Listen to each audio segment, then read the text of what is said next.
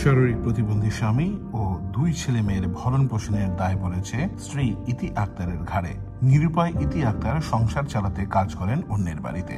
গৃহকর্মীর কাজের সামান্য আয়ে চলছিল না 4 সদস্যের পরিবার। ফলে স্বামী সন্তান নিয়ে অনাহারে সময় কাটানো ছিল তাদের নিত্যদিনের রুটিন। এমন দুরবস্থা থেকে পরিত্রাণের একটা পথ খুঁজছিলেন ওই নারী।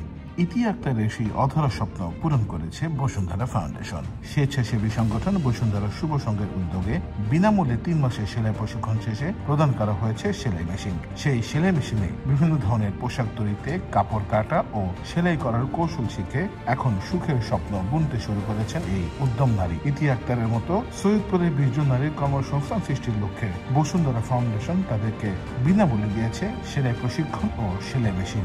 দেশ জুড়ে এভাবেই হাজারো দরিদ্র ও অসহায় মানুষের পাশে এসে দাঁড়িয়েছে বসুন্ধরা শুভ সংঘ ও বসুন্ধরা ফাউন্ডেশন। শুভ কাজে সবার পাশে থেকে কাজ করে যাচ্ছে দেশ ও মানুষের কল্যাণে।